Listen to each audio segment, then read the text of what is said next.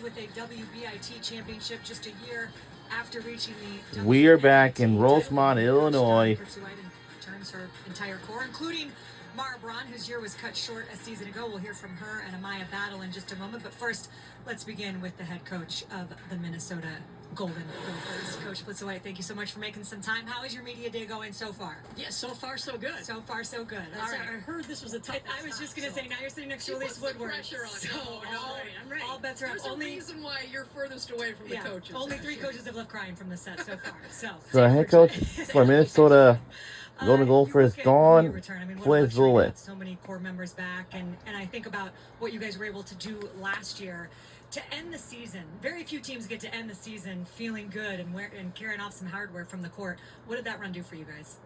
Well, it gave us 5 more games to prep and practice for, but I think along that path we learned so much about how we need to do things better, more consistently. We shot the ball better in the last 4 games of the season in the WBIT. We shot it at a 39% clip from the arc, where before that we were below that, about 10 percentage points in the Big Ten season. And so why? And then we look at what did that process look like, and so how do we repeat that process that we can now apply to this year and continue to get better. Coach, I love your background. You just talk about process, and your background was you didn't think you were going to be a coach, and you went a totally different direction. Tell people about your degree and what you thought you were going to be doing when you were 22 years old. Well, when I was 22, I thought I was going to be a high school teacher, either a math teacher or a biology teacher. And so I love the analytics of the game. I love to use the analytics to help teach our players about the game, because that's a lot of fun for me. And there is a process when you're looking at equations in either math or biology, so basketball shouldn't be that much different. And then coaching, I did think I was going to be a coach, but I thought I'd be a 6th grade coach. Very specific, I know. But then now this happened, and about 3 decades later, still loving it and having a great time. You've never had a losing season in your career. That's incredible, the consistency for you to do that. What do you point to as the reason why you can make the most out of every roster year after year?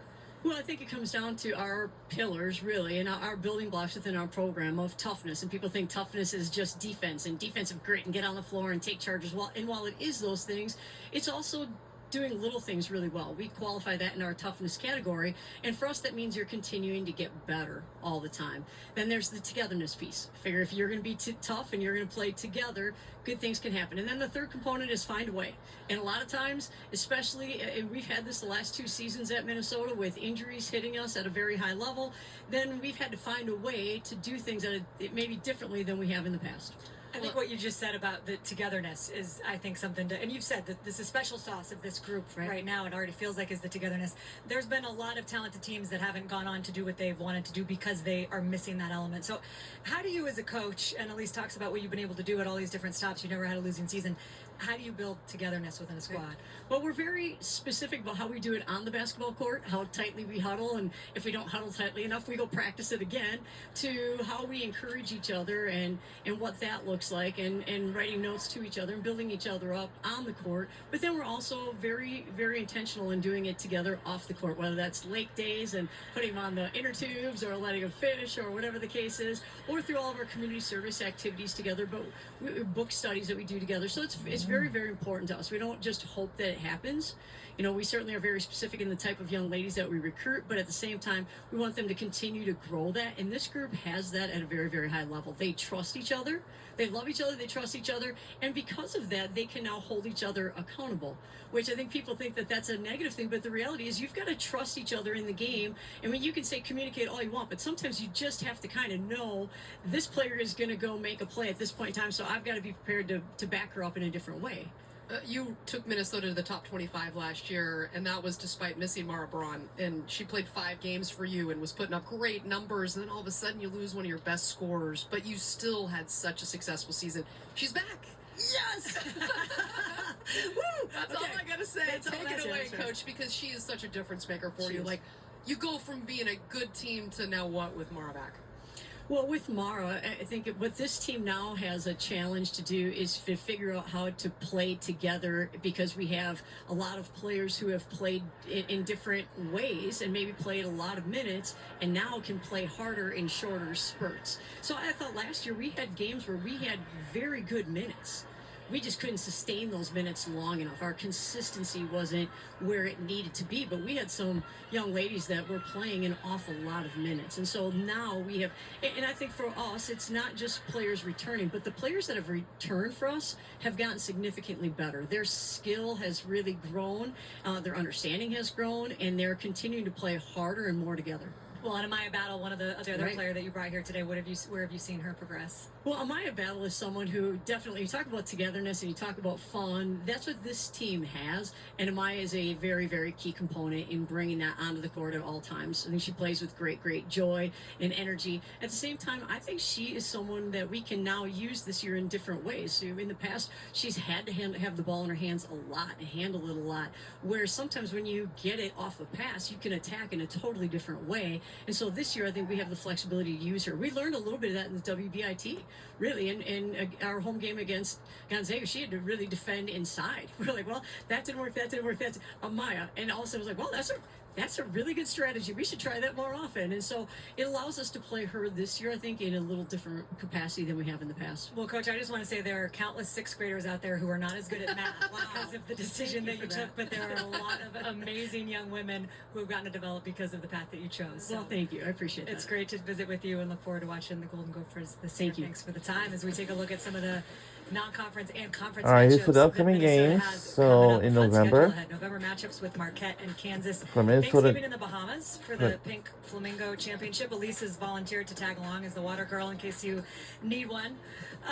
At home, it's a great slate, too. The top 5 teams from the Big Ten last year all come into the barn. So Gopher fans, get your tickets and your popcorn ready. Mike and Shimmy, always ready with Mara Braun and Amaya Battle. Guys.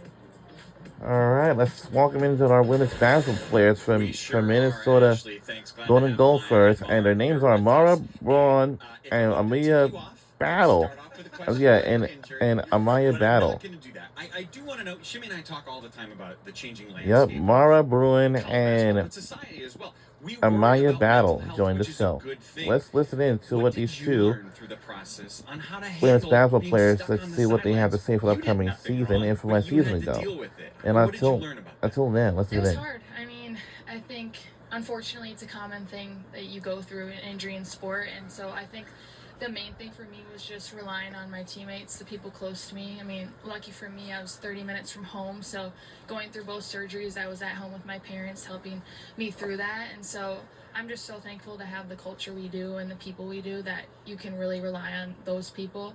I think that's the only way really through it. And Amaya, you guys had to deal with not having the heartbeat of your team all season long, and you found a way at the end of the year to really gain momentum. You make it to the WBIT and you win it. What was that like at the end of the year? It was really fun. I mean, we came together after we really wanted to make the tournament, didn't get an opportunity, but we still got another opportunity to keep playing, which we were super grateful for. And we came together and we're like, if we're here, we're gonna win it. And I think it showed a lot of toughness. I mean, we had to win 5 games in a row to do that, and only one of them were at home. So I think we showed a lot of toughness and resilience. And like you said, we gained a lot of momentum that we can bring into this year. So speaking of this year, so we have a WNIT championship appearance as sophomores, WBIT championship as a junior. Is it safe to say senior year, redshirt junior year, NCAA or bust? I mean, yeah, we Safe want to say, we yeah. want to be playing our best basketball around that time. So yeah. Yeah, I want to know something because you two have known each other for a long time. Tell me something about her that I don't know, and you tell me something about her that I don't know. Oh boy. Mara's really funny in like a weird way. Like sometimes she just does weird things. Like I what? can't describe it. No, I can't describe it. It's just like I don't know, just something I can't.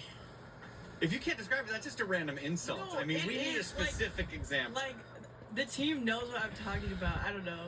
Come back to me. I'll give you a specific one. Well, I'd say for her, I'm gonna be nice, and I'm gonna say she's a really good photographer. I think, especially these past 3-4 years, just I feel like her outlook on life and just being in the precious present is what we talk about with Coach P, but I think it really is true for her, and just making sure she's always where her feet are. Especially, she's gone through a lot that a young person it's hard to do, and I think her outlook on life now is just really cool to watch. You guys, oh no, Oh, you no, got it. I got it. No, please. So to change it, I feel like a lot of the times you see Mara on the court and she's super intense, super into it, or like in an interview setting, she's really like professional, put together. But I guess what I meant is like off the court, she's a really like fun and loose person to be around as well. That's a better way to put it. There we go. How close you guys are, it's obvious just sitting here and watching you two interact together. You guys came in together, and we don't know what you'll do after this year, or what you'll decide to do, but you're still here 4 years later. What's the significance of that? We love it here. I mean, Minnesota's where we grew up, and it's the university we wanted to come and play. Obviously, wanted to come play under Coach Way, and then things happen. And I mean, I think everything happened for a reason. But just us four deciding that we figured it was best for ourselves, our families, and just the program to stay and work through it, and we did. And I think this year's really going to show everything we had been through and how it's all going to come together. Yeah, I would agree. And I think in just today's age, like you can kind of move around, bounce around, but we had a core four that really stuck together. And like she said, like we love it here. We committed here because we wanted to turn the program around, and here we are, continue to do that. And I think we're starting to see some success from that, from our WBIT championship. You've had some good bonding too. You go to the cottage for Coach Plitz, right? Not that far away. Who's the best and worst tuber on the team? Tori's the Tori. best tuber. Weird fact, she's a really good tuber. Like Yeah. I think she actually went tubing for 2 hours straight and fell off once maybe. Yeah. I'm just gonna leave it at that. Yeah. It's a weird fact, but Maya, thanks for your time. Thank Have a you. great season. Thank you. All right, and up next we have Nebraska Cornhuskers that is coming our way next. Right after these messages, don't you go anywhere. They will join the show next.